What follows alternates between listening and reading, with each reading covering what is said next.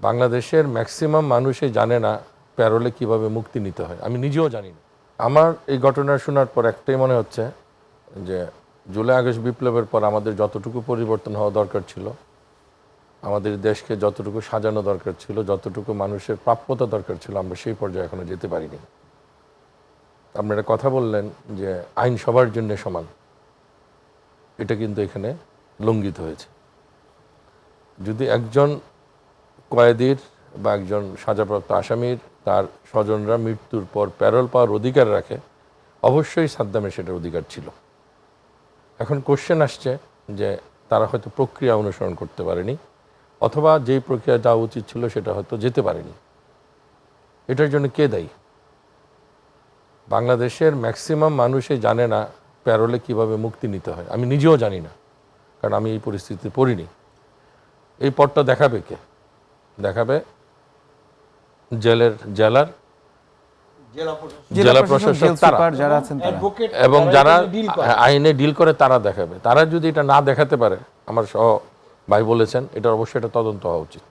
কেন তদন্ত হওয়া উচিত? ইলেকশনের আগে এই ধরনের একটা ঘটনাকে পুঁজি করে কোনো একটা গোষ্ঠী ইলেকশনের আগে কোনো বাংলাদেশের অস্থিতিশীল পরিবেশ সৃষ্টি করতে চায় কিনা, অথবা কোনো ধরনের মানবাধিকার লঙ্ঘনের সুযোগ নিতে চায় কিনা আন্তর্জাতিক মাধ্যমে তুলে ধরা, সেটার সৃষ্টি করার পিছনে আছে কিনা, সেটা অবশ্যই আমি মনে করি বর্তমান সরকারের দেখা উচিত। আপনার কথার পরিপ্রেক্ষিতে আমি আবার একটু রিপিট করছি, যেটি আমি বলছিলাম যে আমরা সংবাদপত্র যেটি দেখলাম সেটি হচ্ছে যে এই সাদ্দামের আত্মীয়রা বলছেন যে তাদেরকে জানানোই হয়নি যে কিভাবে বা কোথায় এটি কোন প্রসেসে আবেদন করতে হবে। অন্যদিকে আবার এদিকে জেলা প্রশাসক বা জেল সুপার তারা বলছেন যে তাকে সুনির্দিষ্টভাবে বলা হয়েছে। এখন এই যে দুই পক্ষ দুই ধরনের কথা বলছেন, আপনি বললেন তদন্ত হওয়া দরকার, এটি আসলে সত্যিকার অর্থে কীভাবে সত্যি কথাটা বেরিয়ে আসবে যে আসলে কে সত্যি কথা বলছেন? আপনি যেমনটি একটা আশঙ্কা করছেন যে কেউ আসলে রাজনৈতিক কোনো ফায়দা এখান থেকে নেওয়ার চেষ্টা করছে কিনা।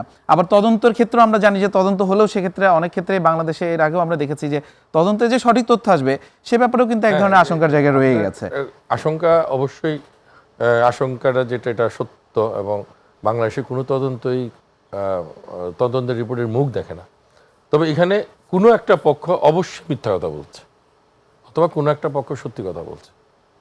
সেটা তার স্বজনও হতে পারে, অথবা অ্যাডমিনিস্ট্রেশনের এরাও হতে পারে। বাট কথা একটা কি, কিন্তু এটা সঠিক সুরা হয়নি। জি, আমি এই আরেকটা জিনিস যে 5 মিনিটের জন্য তাকে দেখার ব্যবস্থা করে দিয়েছে জেলে, এটা যদি হয়ে থাকে আমি মনে করি যে এইটাও সঠিক পদ্ধতিতে হয়েছে কিনা সেটা খতিয়ে দেখা উচিত। যদি জেল কোডে এই ধরনের নিয়ম না থাকে, কেন সে পেল? আর জেল কোডে যদি তার প্যারোল হওয়ার মুক্তি পাওয়ার অধিকার রাখে, কেন সে পেল না, সেটা অবশ্যই দেখা উচিত। কারণ সে 5 মিনিট দেখা হতো, এটাও তো একটা প্যারোলের মতনই। অবশ্যই এটা তদন্ত হওয়া উচিত এবং এটার একটা সম্মানজনক সমাধান হওয়া উচিত।